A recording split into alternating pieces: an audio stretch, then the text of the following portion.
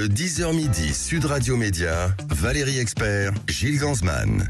Bonjour Gilles. Bonjour Valérie. Bonjour à toutes et à tous. On est ensemble pendant 2 heures pour commenter l'actualité des médias dans un premier temps. Oui. Et puis, Vous voulez que je parle d'un média qu'on connaît bien ? Oui. Sud Radio. Oui. On dit à nos éditeurs que bientôt on va être dans des nouveaux studios. C'est vrai. Avec des nouveaux locaux. On a été les voir tous les deux magnifique. hier. C'est magnifique. Mais eux, ça ne changera rien. Ah bah si, déjà le confort de l'image, quand ils se connectent sur Facebook. Oh. On fait de la radio, je parle à nos auditeurs. Voilà comment vous gâchez les bonnes nouvelles pour nos auditeurs. C'est une bonne nouvelle. Non, c'est vraiment des locaux assez incroyables. Allez, mettez-vous d'accord, ce sera tout à l'heure à 11h moins le quart. Et là, on va parler foire au vin. Est-ce qu'on fait encore de bonnes affaires dans les foires au vin ? On va en parler dans un tout petit instant avec le directeur de la rédaction, rédacteur en chef de la Revue des vins de France. Qui cartonne absolument. Indispensable foire au vin, 1395 cuvées à ne pas rater. On ne sait que choisir. Évidemment, tout ça est à consommer avec modération. On ne le rappellera jamais assez. Et donc, Jérôme Baudouin, tout à l'heure, sera avec nous, rédacteur en chef de cette Revue des vins de France. Oui, Gilles ? Et une petite info média. Hier, Emmanuel Macron... Petite cata dans le 19-20 de France 3. Ah oui, il ne faut pas le refaire. 2,3 millions. À titre indicatif, il a été battu par le feuilleton Demain nous appartient, la sitcom à 2,5 millions. Donc très petit score pour Emmanuel Macron hier. Très bien. Donc Revue des vins de France dans un instant. Et tout de suite, on commence avec le zapping. Sud Radio Média, l'instant zapping. C'est la plus grande star du moment, plus fort que Céline Dion, que Michael Jackson, la punaise de lit. Oui. Elle fait même la une des journaux, mais pas qu'en France, dans le monde entier, Valérie. On devient le pays de la bug bed. Bug bed, ce qui veut dire punaise de lit en anglais. Résultat, tous les pays se demandent s'il faut venir en France pour les Jeux Olympiques. Petite revue de quotidien. French government taking the extraordinary step today of rolling out a national plan to stop an invasion of what appears to be bed bugs. En París hay una plaga de chinches. Esto pasa en la ciudad del amor. Les médias étrangers sont très inquiets pour les Jeux Olympiques. Les touristes vont-ils annuler leur voyage à cause des punaises de lit ? La capitale française se prépare à accueillir les Jeux Olympiques l'année prochaine. Est-ce que tout sera réglé avant les Jeux Olympiques ? Parce que ce serait le pire scénario possible en termes d'image. Ce serait un énorme cauchemar s'ils ne parvenaient pas à régler la question avant les Jeux Olympiques. Et c'est une immense interrogation car ces insectes sont vraiment très résistants. Et oui, même à l'étranger, c'est des grandes chaînes. Il y avait une chaîne indienne, il y avait CNN, il y a tous les pays ne parlent que de la bed bug. Ils évoquent aussi les rats, c'est-à-dire que Paris n'a pas vraiment la cote en ce moment à l'étranger. C'est le cas, j'ai vu hier quelqu'un qui postait un rat dans un parc à côté d'enfants dans le 17e arrondissement de Paris. Il va falloir faire quelque chose. Ah, bah voilà. Oui, parce que c'est fini, la baguette, le pain, le vin. Maintenant, c'est les rats et la bed bug. Ouais. Toujours dans le quotidien, Donald Trump était convoqué, vous savez, au tribunal pour ses petites affaires. Il pourrait perdre d'ailleurs sa tour Trump à New York. Devant la presse, eh bien, la procureure de New York et Donald Trump se sont affrontés.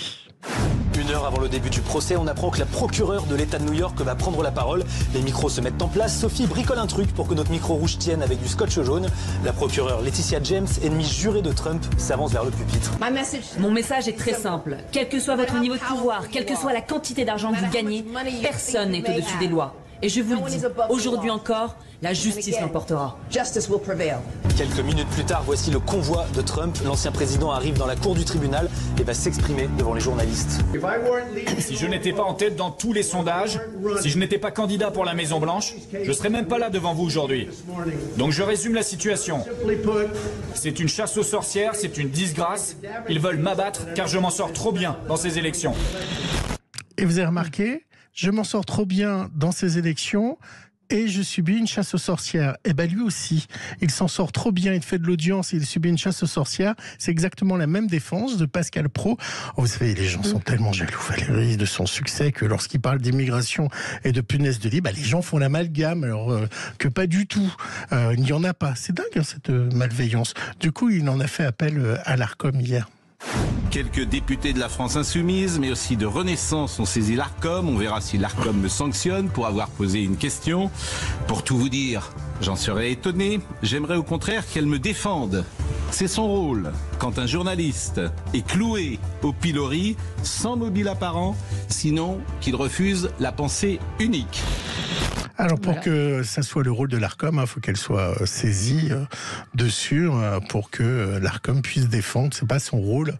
Elle ne peut pas intervenir pas comme défendre, ça. mais elle peut rejeter les, elle peut rejeter les saisies qui ont été faites et juger qu'il a fait son boulot en posant la question. Puis dans le bénéfice du doute, on peut imaginer que la question était mal tournée, mal posée et qu'il n'y avait pas d'arrière-pensée derrière.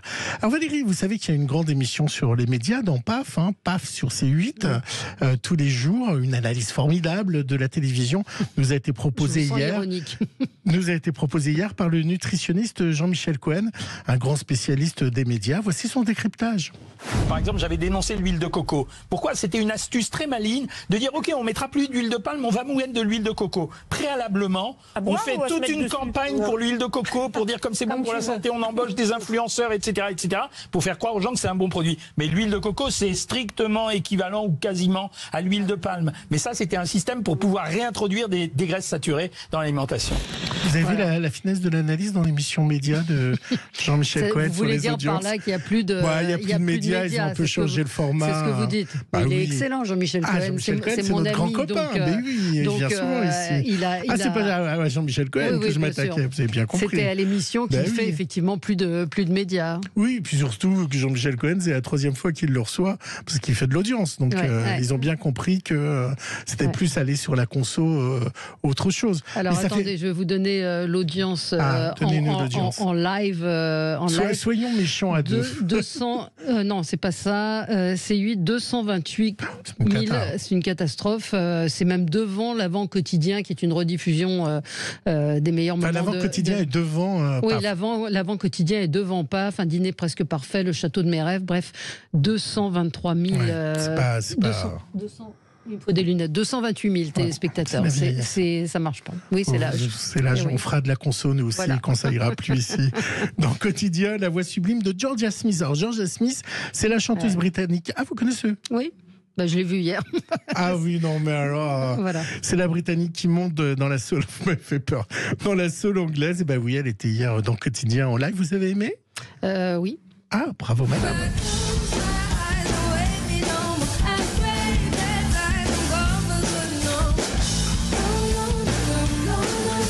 Voilà. Vous avez vu le carton de Britney Spears avec sa vidéo avec les couteaux. Oui, avec les couteaux. Ça a été vu plusieurs millions de fois. La police est venue. Vous avez vu que on fait du people maintenant. Oui, je fais du people. Je m'intéresse à beaucoup de choses. Vous voyez, une grande littéraire qui parle de Britney Spears. Non, mais la vidéo est assez étonnante. Un air de Blondie, nous dit Stéphane. Oui, c'est vrai. Je suis absolument d'accord. Je suis absolument d'accord avec lui. Allez, on se retrouve dans quelques instants pour parler foire au vin. D'abord, est-ce qu'on y fait encore de bonnes affaires? Les vins, vous le savez, ont comme le reste de différents produits augmenté. Et puis, où fait-on les meilleures affaires? Est-ce qu'on peut encore trouver des vins à moins de 10 € qui soient qualitatifs? On en parle dans un instant avec Jérôme Baudouin, le rédacteur en chef de la Revue des vins de France. À tout de suite. Le 10h midi, Sud Radio Média, Valérie Expert, Gilles Gansman. Sud Radio Média, l'invité du jour. Avec vous sur Sud Radio et avec Jérôme Baudouin, bonjour. Bonjour. Vous êtes rédacteur en chef de la Revue des vins de France et qui dit septembre, dit octobre, dit foire au vin, évidemment. C'est un peu comme Noël et vous avez publié, comme à l'habitude, un spécial foire au vin. Alors c'est le numéro de septembre, mais qui reste en kiosque, je crois. Tout à fait, il est dans le kiosque de moi. Indispensable foire au vin, 1395 cuvées à ne pas manquer, 100 coups de cœur, 112 magasins dans toute la France. Et puis le numéro qui vient de paraître aujourd'hui sur les Bourgognes aligotés de Bourgogne, ils sont éblouissants. Et puis votre palmarès des Châteauneuf du Pape. Mais je voudrais qu'on continue à parler des foires au vin parce que beaucoup de grandes surfaces, d'entreprises proposent évidemment des promotions pendant encore quelques semaines. Alors là, la question c'est, y fait-on encore de bonnes affaires? Oui. Oui. La réponse est claire, oui. Parce que, je disais, tout a augmenté. On se souvient que les foires au vin, il y avait vraiment des choses assez épatantes et la production a peut-être un petit peu baissé et puis les prix ont surtout beaucoup augmenté. Alors dites-nous ce qu'on fait comme bonnes affaires. Alors en fait, c'est le profil des vins qui a beaucoup changé. C'est-à-dire qu'il y a 15 ans, on cherchait plutôt des crus classés de Bordeaux, des grandes bouteilles pour garder en cave. Les consommateurs aujourd'hui, ce qu'ils cherchent, ce sont des vins à boire rapidement, avec les copains, dans les semaines et les mois qui viennent. Et donc le profil des vins, eh bien, ils vont aller vers des vins, des Bordeaux plus accessibles, des vins de Loire, des vins du Rhône. Ils vont aller dans différentes régions. Et du coup, en fait, ça a renouvelé l'offre des foires aux vins avec un choix de vins de référence beaucoup plus large et des types de vins beaucoup plus larges. Oui. À consommer avec modération. Oui, on rappelle qu'il faut toujours consommer avec modération. Est-ce que justement, il y a cet aspect-là aujourd'hui, c'est-à-dire qu'on boit moins de vin, mais meilleur? Oui, ça c'est vrai. Ouais. C'est-à-dire que le palais a évolué aussi des Français, des consommateurs? Le palais a évolué, mais ce qu'il faut voir aussi, c'est qui consomme du vin. En fait, les gros volumes sont faits par des personnes qui en boivent tous les jours au repas, donc des personnes plutôt âgées. Aujourd'hui, on est plus dans une consommation occasionnelle, festive, conviviale. Et donc, c'est vrai qu'on ne boit pas du vin tous les jours, mais on boit le week-end ou à des repas. Certains repas et effectivement on va s'orienter plus vers des vins de qualité. Alors pour rester la pertinence aussi des foires au vin aujourd'hui. Pour rester un peu dans l'émission média, il y a au moins 100, 300, 400 vins dans la revue. Vous les goûtez tous? 1384. 1380, ça veut dire que vous avez... Non mais je me suis posé la question, est-ce que les journalistes... Alors je ne pense pas que Jérôme Baudouin tout seul dans son bureau teste toutes les cuvées. Mais forcément... Tous les vins ont été testés par vos journalistes. Comment on fait quand on est journaliste? Non, mais on a un comité de dégustation. J'en goûte beaucoup. Notre comité goûte environ entre 3 000 et 5 000 vins par an, par personne. Par personne. Et oui, donc c'est un métier, c'est de l'entraînement, on recrache tout, hein, attention, on n'est pas, on fait très attention, mais c'est un entraînement, on a un palais qui est développé pour ça, et du coup, effectivement, pour les foires au vin, je vais goûter à peu près 2020 pour en retenir 1300. Ouais, pour en retenir 1300. Donc ça veut dire que vous les avez quand même quasiment tous goûtés, ceux-là. Tous goûtés, oui. Ouais. Et justement, ça va être quoi vos critères et la façon de l'écrire, toujours en restant média? Comment on arrive à faire dans l'écriture passer le goût du vin? Parce que c'est un peu compliqué. Je vais vous lire un Château Citran, 88 sur 100, un blanc issu des parcelles du Château Citran en Médoc, légèrement fumé, salin en bouche et désaltérant. Mariez-le avec des huîtres, tout est dit. C'est pas mal. C'est pas mal, non? C'est pas mal. Mais la question de Gilles, c'est justement, est-ce que c'est difficile pour vous d'être aussi concis en quelques lignes? C'est un exercice de style en fait. Et en fait, ce qui fait le charme des dégustations, c'est qu'en fait, on est nombreux, on est une quinzaine de dégustateurs, et c'est cette pluralité de regards sur le monde du vin, sur la dégustation, sur le style de chacun, qui va apporter un regard différent sur chaque vin. Et donc, du coup, effectivement, en termes d'écriture de presse, en termes de concision, alors tous les commentaires de dégustation dans le magazine ne sont pas aussi courts que ça. On a des commentaires qui sont beaucoup plus longs. On va parler de la propriété, on va parler de... Oui, c'est ça, c'est ce qui est intéressant, c'est que vous racontez des histoires de vie à chaque fois, et moi c'est ce que j'aime dans votre revue, c'est qu'au-delà, même si c'est que vous racontez des passions, des passionnés, et des histoires avec des jeunes vignerons qui ont repris des vignes, avec des transmissions. C'est que c'est aussi la vie que vous racontez dans cette revue. Exactement. En fait, on fait une photographie chaque mois de l'environnement de la viticulture. Et le vin, au-delà de l'aspect viticole ou agricole, c'est un environnement politique, c'est un objet social, c'est un objet politique, géographique, climatique. Ils sont confrontés au réchauffement climatique, ils sont confrontés à l'inflation. Enfin bref, la viticulture nous offre un regard sur le monde qui est tout à fait pertinent, et c'est ce qu'on essaye de traduire du mieux qu'on peut dans cette revue. Oui, je vois dans le numéro donc sur les foires au vin, il y a un billet sur l'irrigation ne coule pas de source, c'est-à-dire que c'est vraiment très transversal. Il n'y a pas, c'est effectivement pas un dictionnaire des différentes cuvées, des différents vins. C'est qu'il y a tout ce qui est autour de la vigne et tout ce qui fait le vin aujourd'hui, pour essayer de comprendre un petit peu comment se passe comment ça se passe, comment on arrive à vinifier. Moi, je voulais savoir, est-ce qu'avec les Jeux Olympiques qui arrivent, il y a des vignerons ou des vignes des vignerons qui se préparent à cet événement? Est-ce que on se dit qu'on va écouler beaucoup de champagne, de vin? Est-ce que c'est quelque chose d'intéressant, les JO, pour nos amis? Là, franchement, c'est un peu prématuré pour. Vous pouvez me commander l'article. Je vous ferai 3 feuillets sur le sujet. Je mènerai l'enquête si vous voulez. Mais ce que je veux dire, c'est que d'abord, c'est un sujet assez compliqué, sport et vin. La loi E20 interdit que l'on parle de vin autour des sports. Donc ça devient c'est assez compliqué. Effectivement, il y a des maisons de champagne qui vont se positionner pour la remise des prix, pour être présentes sur les événements autour des remises de prix ou des soirées pendant les JO. Après, c'est pas le petit vigneron du Beaujolais ou du Languedoc ou de Bordeaux qui va se dire je vais attaquer les JO avec mes vins.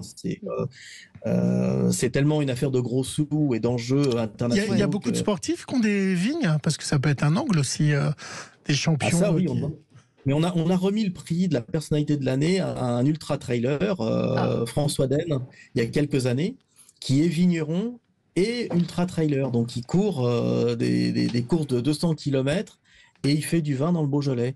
Et d'ailleurs, il expliquait remarquablement bien l'apport de la vigne, le regard, ce que la vigne lui apportait en termes d'intimité avec la nature par rapport à son sport, par rapport à l'effort, la persévérance. Tout ça, ce sont des choses qui sont intéressantes. Alors, un auditeur nous dit, j'ai vendu du vin il y a très longtemps et c'était de la spéculation plus que de la qualité. Est-ce que ça a changé? C'est un petit peu ce que vous nous disiez en préambule. Il y a effectivement une autre offre aujourd'hui qui est faite chez les cavistes. Oui, alors il y a toujours une part de spéculation sur quelques cuvées très rares. Alors les gens se positionnent pour en avoir. Il y en a toujours, il y en a eu il y a 20 ans, il y en a eu il y a 30 ans, il y en a aujourd'hui encore plus qu'avant sur les vins de Bourgogne, parce que les vins de Bourgogne sont très rares et très spéculatifs. Mais ça reste une extrême marginalité de la consommation de vin et du plaisir qu'il y a autour de la consommation de vin. Donc, après, est-ce que les spéculateurs sont des amateurs de vin? On peut se poser la question. On peut se poser la question.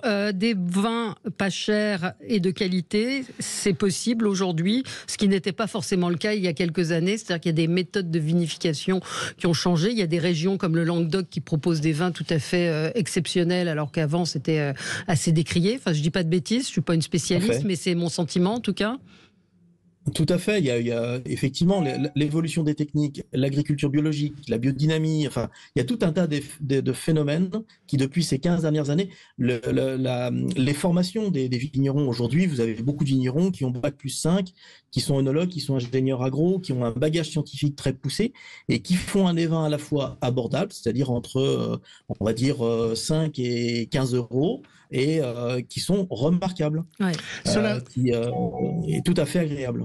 Sur la revue des vins de France, on est d'accord que c'est plutôt le print qui continue à bien marcher pour vous. Le print, vous voulez dire le papier? Le papier, oui, le magazine papier. Alors, où on commence à consulter votre magazine en ligne, parce que c'est vrai que c'est plus agréable de voir. Quelle est la consultation, effectivement? Je ne me verrais pas le lire en. Écoutez, ce mois-ci, pendant le mois de septembre, je vais vous faire un petit scoop, puisqu'on a eu les statistiques hier. On est proche de 1 million de visiteurs uniques sur notre site sur le mois de septembre, et 1400 vues en septembre. Voilà. 1 400 000 vues. 1 million. Ah oui, 1400, c'était pas beaucoup. 1400, c'était votre famille. Et en abonnés et en vente, ça représente quoi la revue du vin? Ça pèse quoi? Eh bien, en print, on est à peu près à 40 000 exemplaires en moyenne par mois sur l'année. On a 25% de notre lectorat qui est quand même à l'étranger. Ah oui. Oui, donc la Belgique, le Luxembourg, la Suisse, mais aussi le Canada, les États-Unis, le Brésil. On a beaucoup de lecteurs, et notamment depuis qu'on a la version numérique du magazine qui est lisible en PDF, qu'on peut télécharger. On a beaucoup de lecteurs, notamment des distributeurs étrangers, qui lisent la revue pour être au taquet pour les importations de vin. Oui, alors il y a dans ce numéro spécial Foire au vin, place au petit prix et aux découvertes. Qu'est-ce que vous pouvez nous dire? Alors vous dites moins de 30 euros, parce que ça veut dire que moins de 10 €, c'est compliqué de trouver de la qualité? Là, on arrive à un seuil qui est plus difficile. On peut descendre encore un petit peu à 7-8 €. On a des jolies bouteilles, il n'y a pas de souci. Mais c'est vrai qu'on arrive à un coût de production aujourd'hui avec l'inflation, les coûts de production en viticulture, les années de gel, de grêle, enfin bref, le climat n'aide pas. Et c'est vrai qu'à moins de tomber sur un vin qui soit très industriel, effectivement, qui va se positionner à 5 €, 6 €, un vin de vigneron où on a envie on goûte le vin d'un producteur qui a fait un bon travail, ou même une cave coopérative qui a fait un bon travail, eh bien, il faut y mettre un peu plus, aux alentours de 10 €, 7-8 €, voilà, par exemple. Est-ce qu'on va encore chez son caviste? Est-ce qu'on va encore? C'est pas la bonne question. C'est ce qu'il vaut mieux aller chez un caviste, ou est-ce que les grandes surfaces sont encore les plus intéressantes? Il y a toujours ce mythe de la grande surface. Ce sont un peu elles qui ont lancé. Là aussi, si je dis pas de bêtises, c'est foire au vin. Mais aujourd'hui, il y a énormément d'autres possibilités d'acheter du vin. Qu'est-ce que vous nous conseillez? En fait, il y a les différents canaux, c'est-à-dire la grande distribution, effectivement, où quasiment 80% du vin est vendu en France par la grande distribution. Ah oui. Mais les cavistes se développent beaucoup en ville. On a une progression de l'ouverture de cavistes en ville. Et puis, il y a les vendeurs en ligne, les vendeurs sur le net, qui ont aussi une place prépondérante. Mais ce qui est intéressant, contrairement à ce qu'on peut s'imaginer, les foires au vin, ce n'est pas une période de solde comme les vêtements. On a des moins 30, moins 40%. Il faut savoir que tout au long de l'année, le prix moyen d'une bouteille vendue en grande distribution est aux alentours de 3 €, 3,50 €. Pendant les foires au vin, elle est à 7 €. Ah oui.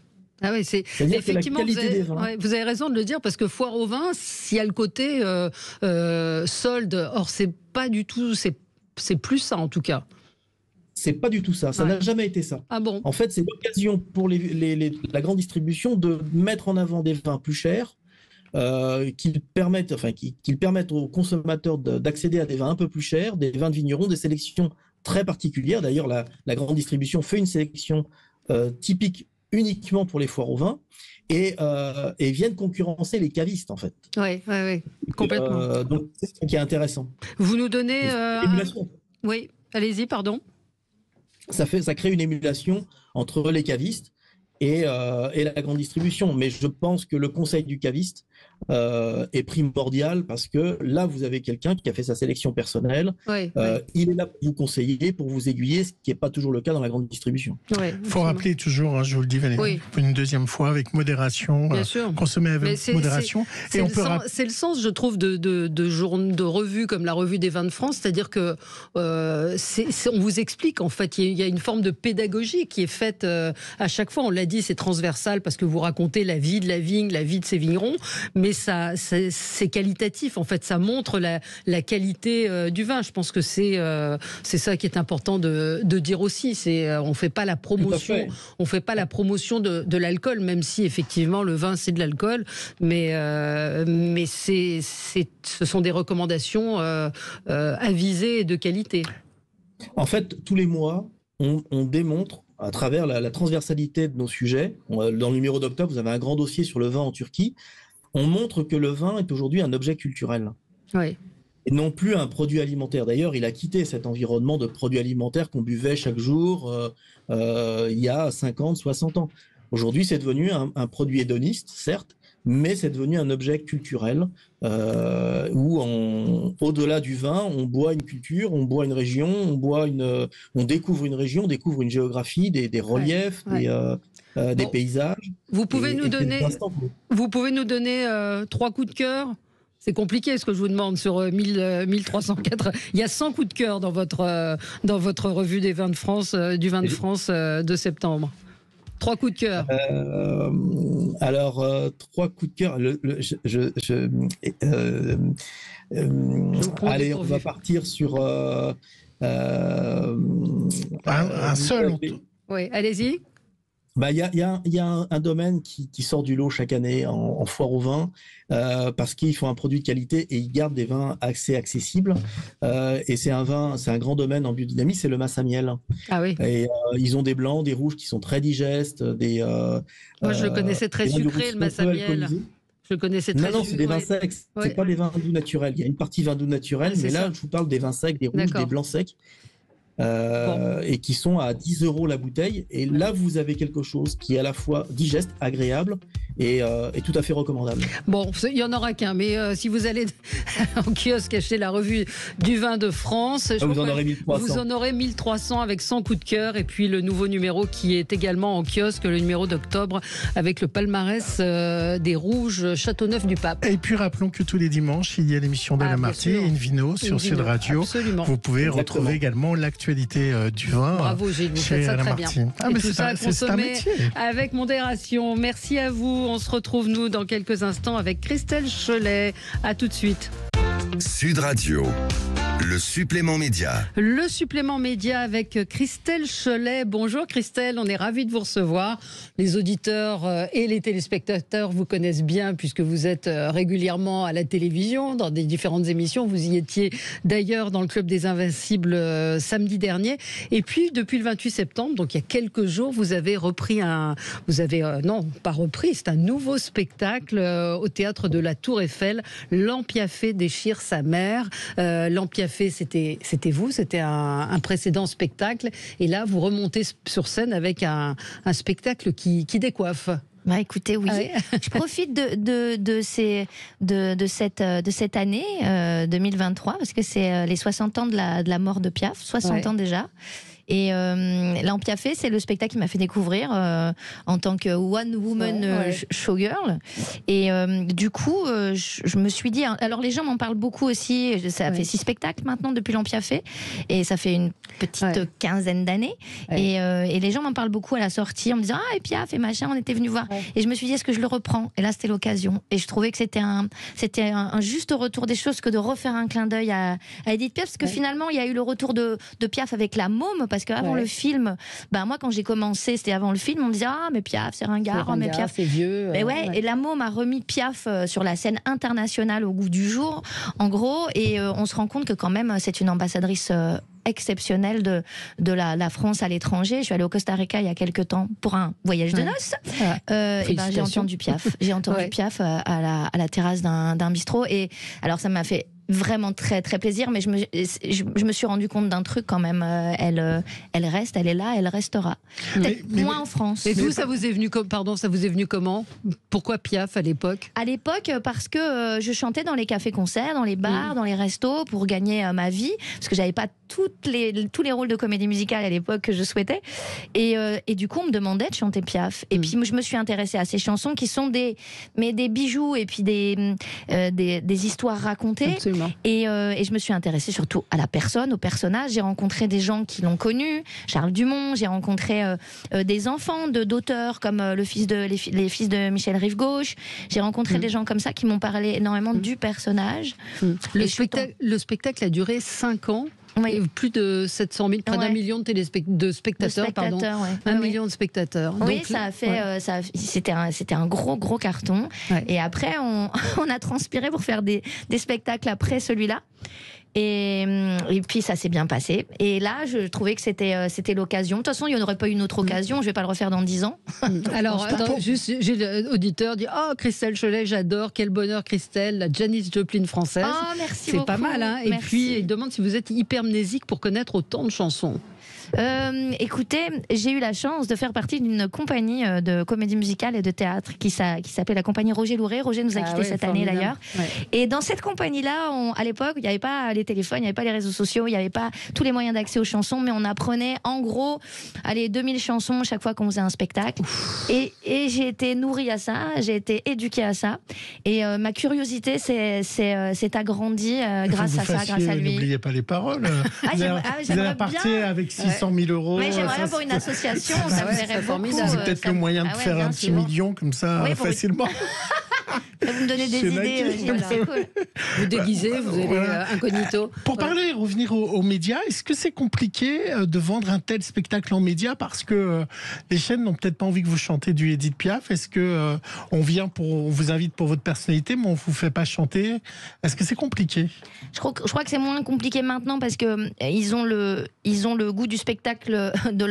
En tout cas, ils ont goûté à l'Empiaffé il y a 15 ans, donc on sait que c'est pas vraiment une Piaf telle qu'on l'imagine. Ce spectacle, c'est le principe, c'est de faire rigoler avec des chansons de Piaf, pas de faire rigoler avec les chansons proprement dites, mais en tout cas de prendre des chansons, de les adapter à ce que moi je suis, à ce qu'est ce personnage de l'Empiaffé, et de faire rire avec. Donc oui, c'est toujours compliqué de faire 3 ou 4 choses à la fois, c'est-à-dire de chanter, de danser, de faire rigoler et de faire passer le message, parce qu'il y a forcément un moment où on se perd et on ne sait pas sur quel axe vraiment communiquer. Est-ce que c'est moi je crois que l'axe le plus fort c'est le rire, avec les chansons évidemment, mais l'axe le plus fort c'est vous allez rigoler pendant 1 heure. Et ça donne quoi une version blues d'Edith Piaf? Là comme ça le matin, la voix pas chauffée. Ça fait oh non, rien de rien, oh non, je ne regrette rien, ni le bien qu'on m'a fait, et une etc. version de Broadway? Alors, allez, venez à Milan, vous asseoir à ma table. Il fait si froid dehors, mais il faut voir la Corée. Je peux vous la faire dans le studio. Vous faites la Corée, oui, comme Britney Spears. Vous avez. Alors, parlez-nous peut-être de ce spectacle SOS chanteuse spéciale Miley Cyrus, quand c'est une SOS chanteuse spéciale Miley Cyrus qui se retrouve par hasard dans un concert hommage à Edith Piaf. Et donc, voilà, le son change à chaque fois. C'est-à-dire que c'est effectivement une SOS chanteuse. C'est-à-dire que, comme une livreuse de pizza... Vous aviez votre scooter j'ai toujours mon casque et mon ciré jaune. Elle arrive pour dépanner. C'est une dépanneuse de la chanson. Donc, quand il y a Céline Dion qui a plus de voix, hop, elle dépanne Céline Dion. Piaf qui est pas là, elle dépanne Piaf. Ce soir-là, on l'appelle pour dépanner un concert spécial Edith Piaf. Et elle arrive et elle dit, attendez, moi ça fait 15 ans que j'ai pas chanté Piaf, je suis la SOS chanteuse spéciale Miley Cyrus, donc forcément à un moment ça va coincer. Et elle veut jamais chanter du Piaf, mais évidemment dans le spectacle on ne chante que ça. Du Piaf. Mais voilà. Valérie Edith Piaf était une amoureuse. Elle a joué une pièce qui s'appelait Le Bel Indifférent, qui est par de Jean Cocteau, qui est repris par Romane Boranger. Et hier dans cet avou, ils ont diffusé l'extrait qui est très rare d'entendre la voix d'Edith Piaf en tant que comédienne. Émile, je te jure que tu me pousseras à commettre un crime, ou tu me pousseras à tout casser, c'est toi qui commettras un crime, qui tirerait, qui te ferait mettre en tôle. Ah, tu te vois en tôle, dis. Écoute-moi bien, j'ai pu te parler avec patience. Seulement, je te préviens que ma patience est à bout. Si dans 3 minutes, non, tiens, je vais compter jusqu'à 3. Si, quand j'aurai compté jusqu'à 3, tu ne lâches pas ce journal, je te préviens, Émile, que je ferai un malheur. 1, 2, 3. Ça vous émeut d'entendre sa voix? Mais en fait, je regarde hier, il y avait Une étoile sans lumière, je sais pas si vous avez vu, qui était diffusée. Alors c'est un film, c'est pas le plus grand film, mais quel bonheur de la revoir, et puis de voir Reggiani tout jeune, qui est extraordinaire. Le film n'est pas formidable, mais il faut voir ce film-là parce que c'est vrai. Et la légende selon laquelle elle porte malheur, Patrick Sébastien en a d'ailleurs fait un livre. Il est un peu revenu dessus, mais vous savez, il y a quelque chose de malédiction autour d'elle. Oui, je sais que c'est à cause de moi qu'il est revenu sur cette soi-disant malédiction, parce qu'il voulait absolument pas prendre quelqu'un qui chante du Piaf. Bon, il faut dire que son fils est décédé sur une moto avec un blouson noir sur le dos. Et du coup, il voulait pas me prendre. Et puis, il est passé sur cette phobie, cette malédiction. Et il m'a appelé pour me dire de venir dans son émission à l'époque. Mais c'est vrai qu'il m'en a parlé souvent. Et d'ailleurs, il l'a écrit dans un livre. Et du coup, merci Patrick quand même, parce que c'est un peu grâce à lui aussi qu'à l'époque, on a fait autant de spectateurs, parce qu'il nous a donné une place très très importante dans ses émissions. On sait que les gens n'ont plus vraiment d'argent pour manger. On parle de cette actualité tout le temps. Est-ce qu'ils ont le temps pour aller au spectacle? Et est-ce que, d'un point de vue économique, c'est devenu compliqué à notre époque? Bien sûr que c'est devenu compliqué. C'est un vrai problème. Et c'est un problème en tant que directrice de théâtre sur lequel je me penche, parce qu'on sent vraiment que il faut faire attention à ça, il faut faire attention à nous déjà, et puis faire attention, parce qu'il y a des choses qui sont tout à fait prioritaires: manger, éducation, s'habiller, habiller les enfants, peut-être même aller au restaurant entre potes. Et du spectacle et la culture passe après. C'est pas que ça passe après, parce qu'on a besoin de ça, mais en tout cas financièrement, il faut faire en sorte que les gens puissent venir. Il faut faire attention. Et moi, je suis pour faire attention. Voilà, donc, même une place, ça coûte combien? Le premier prix est bien placé quand même? Premier Alors dans mon théâtre, on fait très attention à ça, et à partir de 25 €, ça dépend des spectacles, pas forcément que le mien. Les spectacles pour enfants c'est beaucoup moins cher, mais à partir de 24 €, on peut avoir une très bonne place. Et puis maintenant il y a les sites de réservation qui font qu'il y a des soirs où il y a moins de monde, donc on a des places un peu plus sympas et au même prix. Voilà. Très joli théâtre que le théâtre de la Tour Eiffel. Vous partirez en tournée? Pas avec l'Ampiafé. Si, juste une date à Nantes, parce que c'était un juste retour des choses. On a fait l'Ampiafé, c'est les premiers qui nous ont accueillis là-bas. Ils nous ont demandé si on pouvait refaire un petit tour là-bas. Donc on fait juste une date de tournée à Nantes. Bon. Voilà. Votre chanson préférée d'Edith Piaf, demande Stéphane? Écoutez, je dirais La Foule. Parce que j'en ai fait, je l'ai transformé en rap dans mon spectacle. Allez-y, ça donne quoi? Je revois la ville en fête et en délire, suffocant sous le soleil et sous la joie, et j'entends dans la musique les cris, les rires qui éclatent et rebondissent autour de moi, Donc voilà, le matin, et je trouve que La Foule, c'est une chanson, elles sont toutes actuelles, mais elle est très actuelle. D'ailleurs, je fais un pan avec les sites de rencontres, parce que ça raconte ça en fait. Bah oui. À vous, Valérie? Non, moi Christelle, vous avez dit, avec moi, Piaf, ça déchire sa mère, Beyoncé à côté, c'est Nana Mouskouri. Donc ça donne une idée du spectacle, de la folie. C'est vrai que j'ai dit ça. Ça donne une idée de la folie du spectacle. Gilles évoquait les temps difficiles. C'est vrai que c'est une manière aussi de passer un bon moment, de se laisser emporter. De se laisser emporter par la foule. Par la foule, voilà. C'était comme ça. Des tubes d'Edith Piaf, version blues rock, hard rock, slow, Broadway, salsa, c'est à voir absolument. Gospel, si vous êtes à Paris, théâtre de la Tour Eiffel, Christelle Cholet, à ne pas manquer. Merci à vous. Dans un instant, l'actualité. Michel Cotta, on la fera chanter. Oui. À suivre sur Sud Radio, mettez-vous d'accord, Valérie Expert.